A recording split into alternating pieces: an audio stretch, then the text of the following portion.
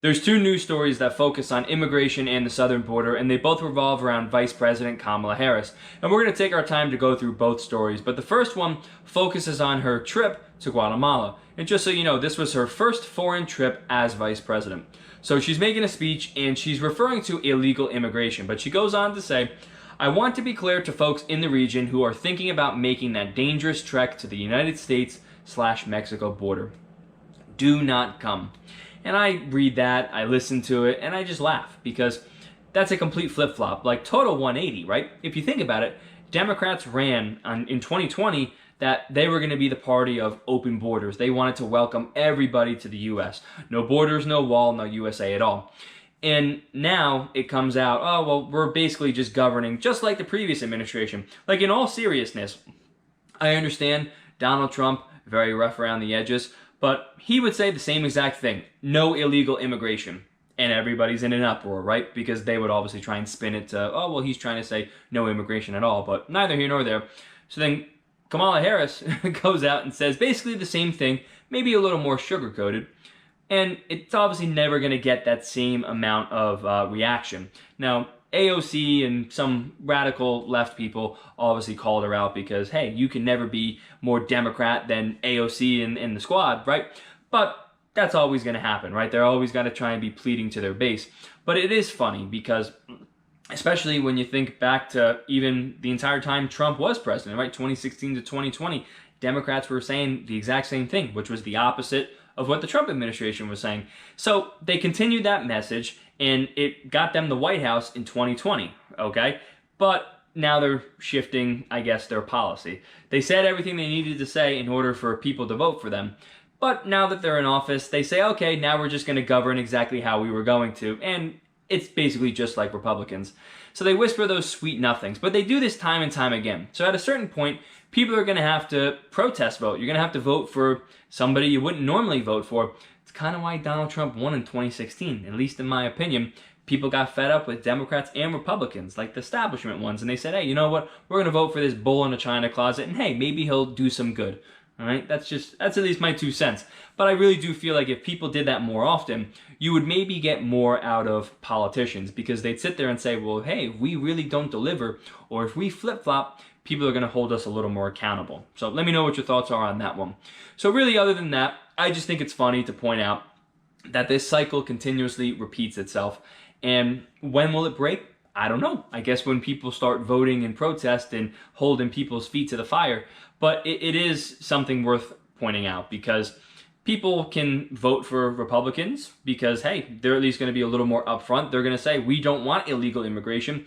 You might not like it, but they're at least being truthful about it. Whereas Democrats, what they're doing right now, they say, no, we want all that stuff. But again, when they get voted in, they wind up just doing the complete opposite. So, like I said, people are going to have to come to a conclusion about how they want to hold politicians accountable moving forward. So that's really it for the first story. Just wanted to point that out because, again, it's a cycle that continuously repeats itself, and it's present in other areas as well. It's not just beholden to immigration. You can talk about foreign policy and other things, even taxation. But the second news story is about an interview that Kamala Harris did, and she was doing the interview with Lester Holt, right? It was an NBC interview, and Lester Holt was kind of digging into her a little bit, saying, you're getting a lot of criticism. You haven't gone to the southern border yet. So this is Kamala's response. At some point, we are going to the border. We've been to the border, so this whole thing about the border, we've been to the border, we've been to the border. And I can't do, she's starting to kind of do that hyena laugh, cackle, whatever it is. And Lester Holt stops her right there and goes, you haven't been to the border. And she stops for a little bit, gotta kind of collect her thoughts. But then she goes on to say, and I haven't been to Europe. And then she says, and I don't understand the point you're making. I'm not discounting the importance of the border. So whatever, she makes her little response, but no one's really going to call her out on this particular one. But I really did just want to say, if you are an elected official in the U.S., your president, your vice president, get your ass to the southern border, okay? Because this in-between flip-flopping, one day we're hot, one day we're cold, one day we want to bring it up because it aids us politically to, discredit our opposition. But then when we're in office, no, we want to throw it under the rug. We don't want to talk about it. Let's say you really don't think there's a crisis at the US border and you're an elected official. Well, here's what you can do. Go to the US border, okay? Go to the southern border and see what's actually there. Maybe there's not a crisis. Maybe we're seeing all the wrong images. We're seeing images back to 2016, 2017, 2018, whatever. Prove us wrong. But at least then everybody will shut up about it. Or the opposite's going to happen. You're going to go and you're going to realize, oh, there really is a crisis here.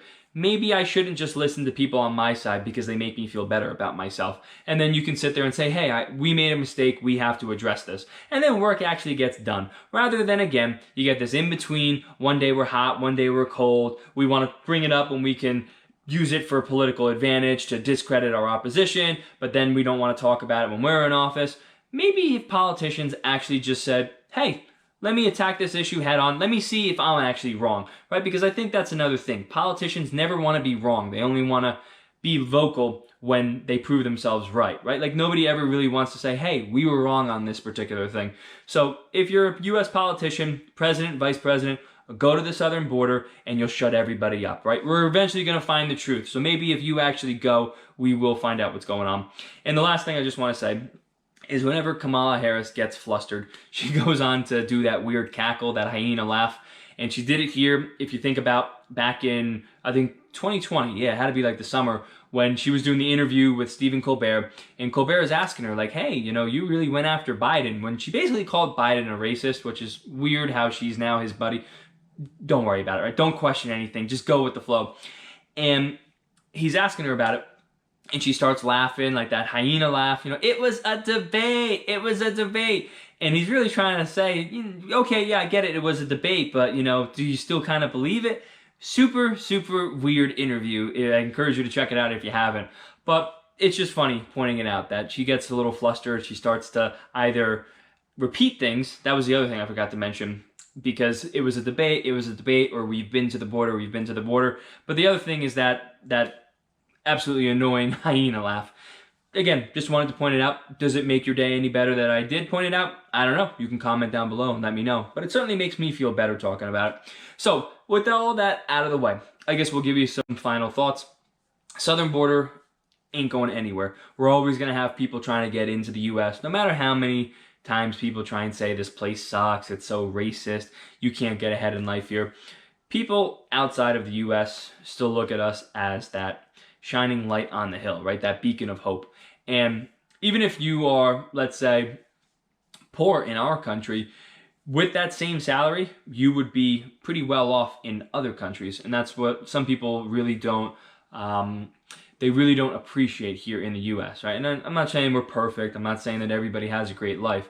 But there's a reason why not everybody, but a lot of people try to immigrate here. And that's because they still believe that the American dream is alive and well. I would argue they believe in the American dream more than Americans, right? More than people living in this country. People from the outside world really do embrace it and they want to have a shot at it. So that's my thoughts on the southern border. I really do think if Kamala Harris or Biden or someone in the administration, I feel like if they would just go, they would either learn that, one, we're all insane thinking that there's packed people in cages, or they're going to find out that there actually are people in cages, and maybe then the situation will get addressed. But it really is just a hot potato. Administrations try and pass it on to the other so that way they can use it as a political advantage. So on that note, let me know your thoughts on the first story in regards to her speech in Guatemala, right? The whole flip-flopping issue. Let me know your thoughts on the interview with Lester Holt. The hyena laugh it doesn't do it for me. I don't know. It's just that like fake, that insincere. It just comes off like a politician. I mean, I get it. She's a politician. But that's the best way that I can describe it. It's like a political laugh, and it's like nails on a chalkboard for me. So hey, let me know your thoughts. Comment, like the video, dislike the video. Totally cool. Let me hear your voice. So I appreciate you checking out the video, and I'll see everybody on Friday.